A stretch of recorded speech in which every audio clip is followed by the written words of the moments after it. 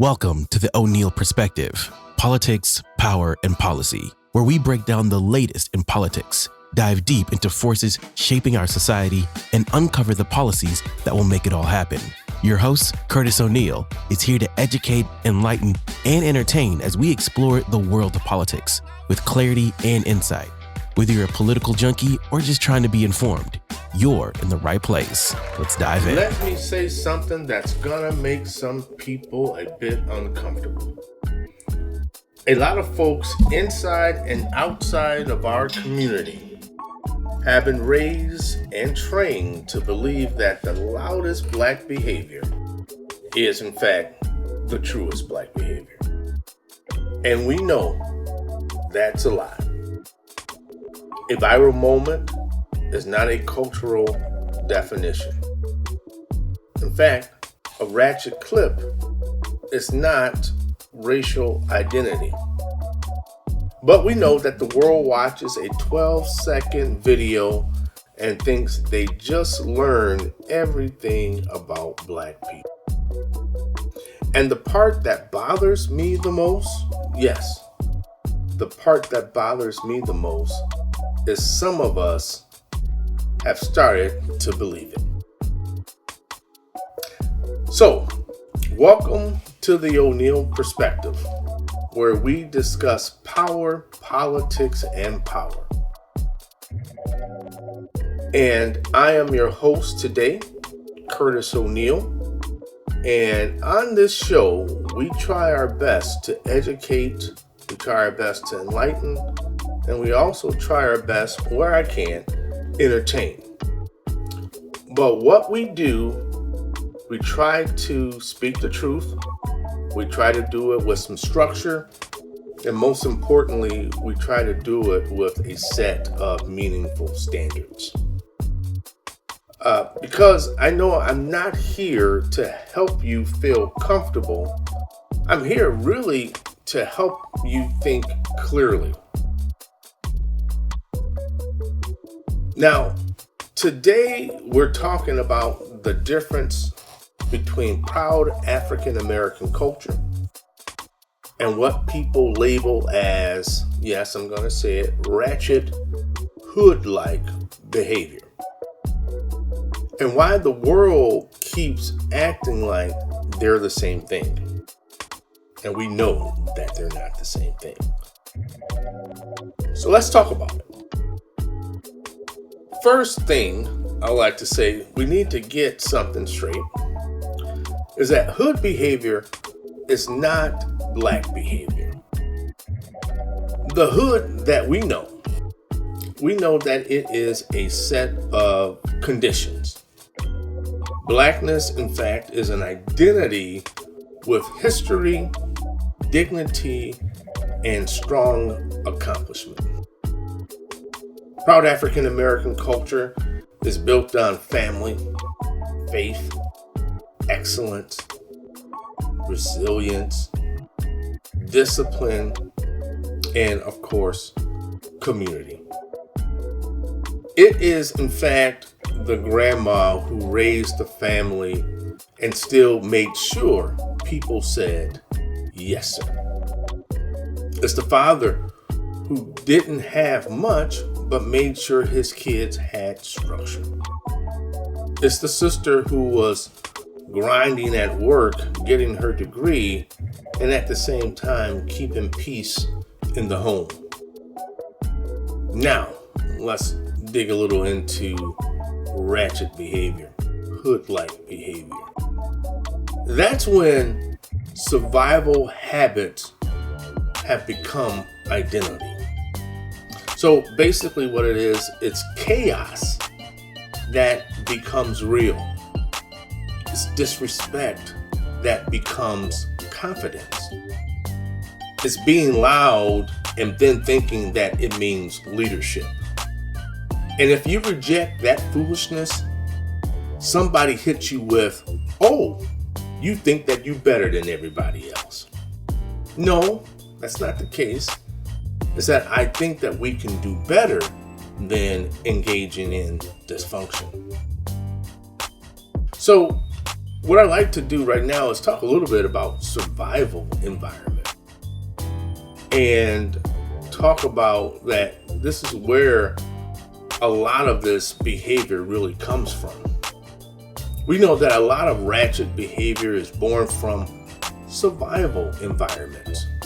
When you grow up where stability is rare and trust is dangerous and conflict seems like it's normal and respect is tied to intimidation, your nervous system adapts to this survival mechanism.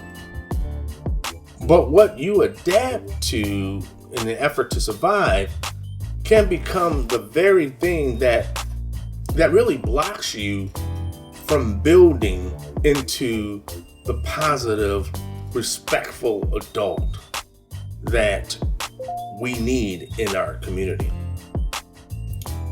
So when we know in the hood that when stability is rare, you stop planning because life basically keeps snatching your foundation. And so I want to say that again so it makes sense. When stability is rare, you as an individual stop planning because life basically just keeps snatching your foundation. So I'm going to speak a little bit about that. So an example could be, for example, Tiana, who is 15 years old, has moved in with her parents, 3 apartments, 3 schools within 2 years. Not because she's a bad person, but maybe because the rent went up and her parents' hours got cut. And then later on, the building got sold. So what this in fact does to Tiana is that she stops joining things. She stops committing. She stops imagining a future because basically her body learned, well, you just shouldn't get comfortable because things will never last. And so that's how we know a short-term mindset gets built. It isn't stupidity, in fact, but it's basically instability. In the hood, we know that trust can become dangerous.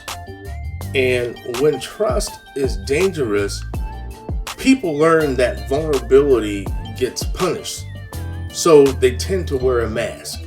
So, for example, you got Marcus. He tells a friend something personal. And by Monday, everybody knows it. So now he's embarrassed, he's pressed, and he feels threatened. So Marcus learns that silence is in fact safety. And that follows him into adulthood. It follows him into work. And so we see him at work, he won't speak up.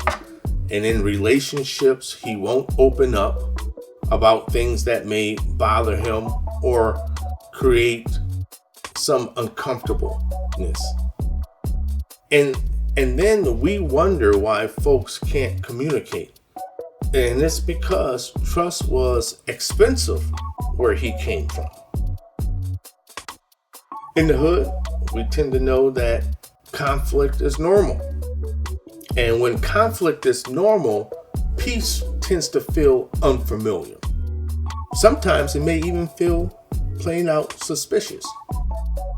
So another example would be Keisha grew up where every disagreement resulted in some yelling. It resulted in insults. It resulted in door slams. And so now as an adult, calm conversations tend to feel like a trap. And her partner says to her, hey, let's go ahead and talk about the budget. But her nervous system tends to hear, you're about to be controlled. So she tends to escalate, she goes nuclear. And now the relationship is living on adrenaline. So we know that tends to be trauma's logic. We know it's not maturity.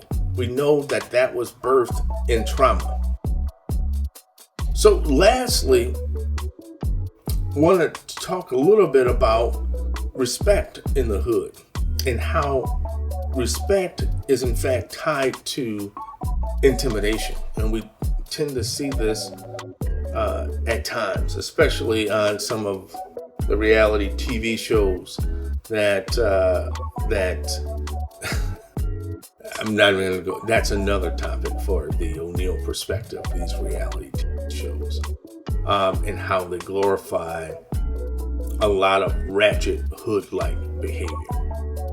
But with regards to respect in the hood, we know that respect is in fact tied to intimidation, and we tend to see that people really confuse the fear with leadership.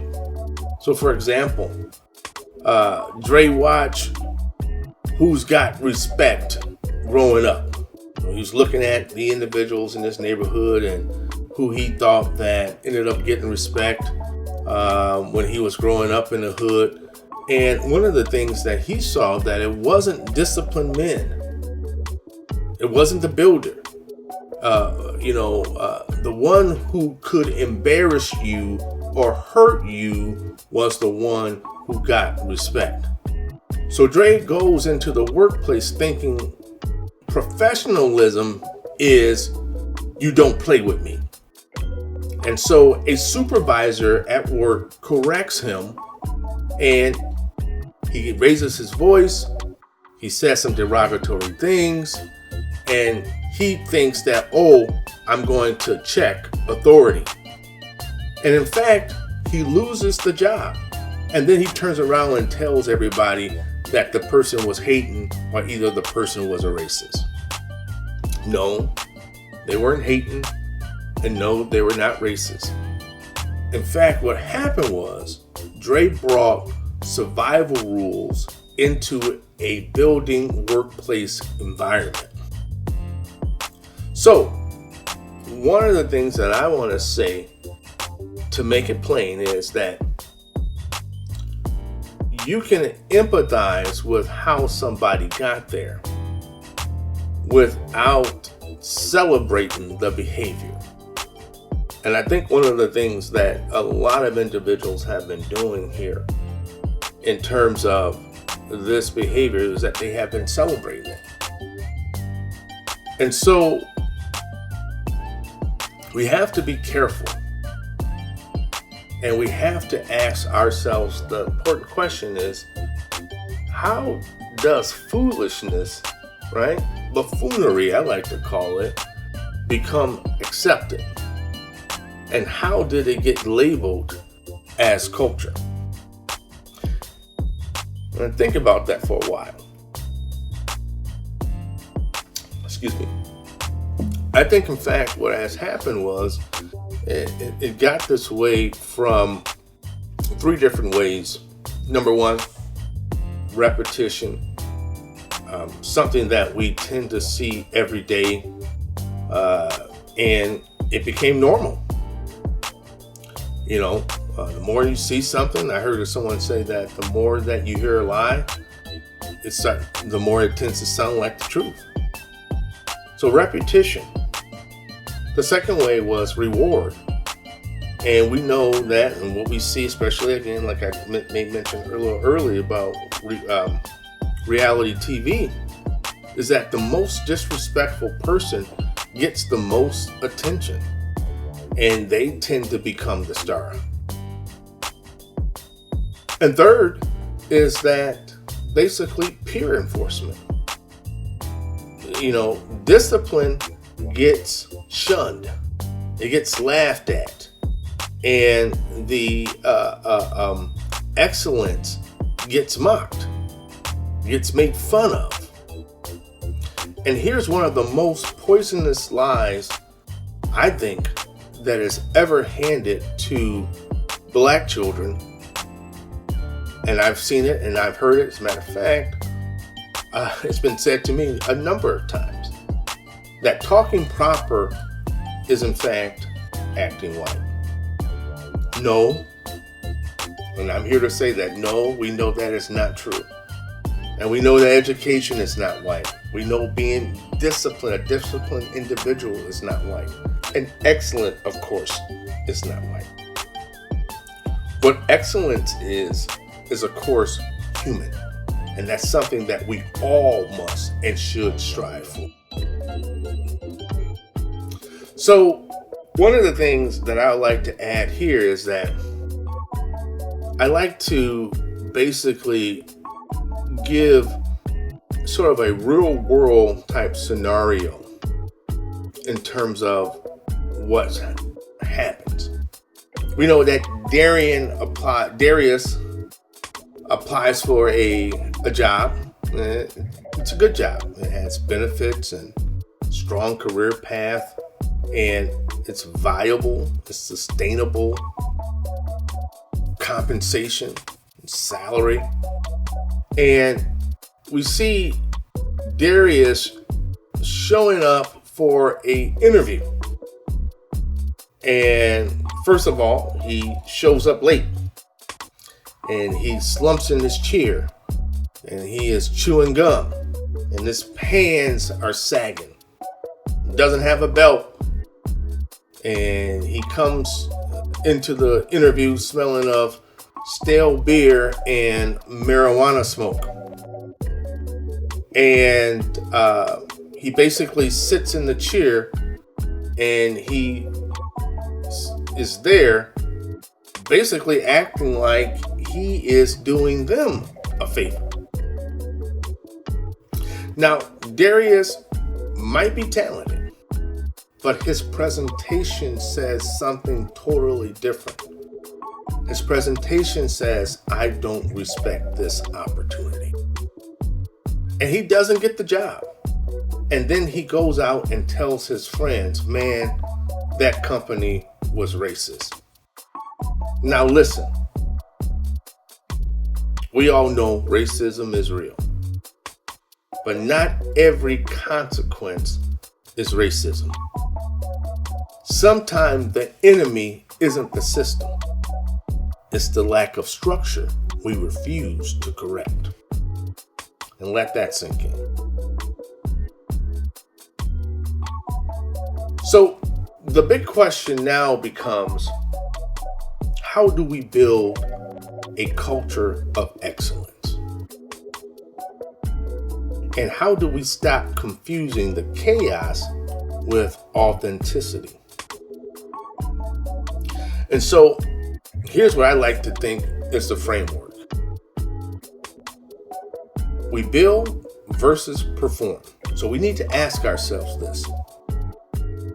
Is this building my family or feeding my ego? Is this creating stability or creating a flat out scene? Is this earning respect or is it in fact chasing attention? And so here are some practical steps that I think that everyone could use in an effort to move into a culture of excellence. And they are pretty simple steps. Number one, we need to master your mouth. I'll say it again. Master your mouth. Number two, master your emotions, because anger isn't authority. Number three, stop laughing at what you don't want repeated. Number four, make discipline attractive again. We need to tend to celebrate builders and not the clown show. And then number five, we need to raise the circle. Watch who you're hanging out with.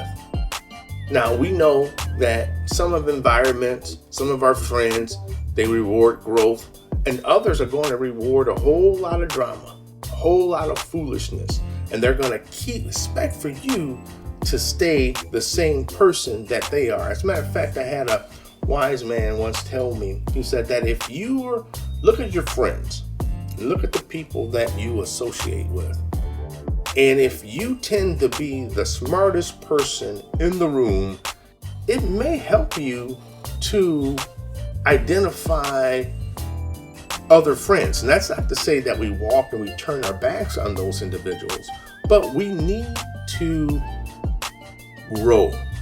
And that's what our circles do. They tend to help us to grow. So we need to be mindful of who are the people that are helping us grow. Who are the people that are raising us up and speaking life into our situations. So I want to go ahead and close with this. We know that the world is going to watch Black people. We don't control whether they watch, whether they listen, or whatever.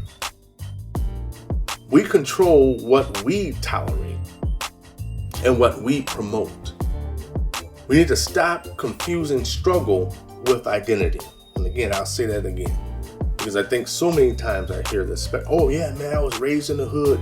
At some point in time, I remember in the late 80s and early 90s, the only rappers that we would listen to were those that struggled and those that were in the hood or those that had some particular criminal jacket or something like that. So again, we need to stop confusing struggle with identity. We need to stop calling chaos culture, and we need to stop celebrating what breaks us. Okay? And I want that to sit in. And so lastly, I like to say that, again, this is an opportunity for us to grow. It is my hope that you learn something from this particular episode and that you continue to celebrate excellence and that we tend to be disciplined and become sharp individuals in our communities where we get an opportunity to guide, guard, and govern in our communities and within our families. So, this is a presentation of the O'Neill Perspective, Power, Politics, and Policy, and I'll end up catching you on the next one. Thanks so much. Talk soon. That's all for today's episode of The O'Neill Perspective, Politics, Power, and Policy. I hope you learned something new, got inspired, and maybe had a little fun along the way. Don't forget to subscribe, share, and join us next time for more thought-provoking conversations. Until then, stay informed and stay empowered.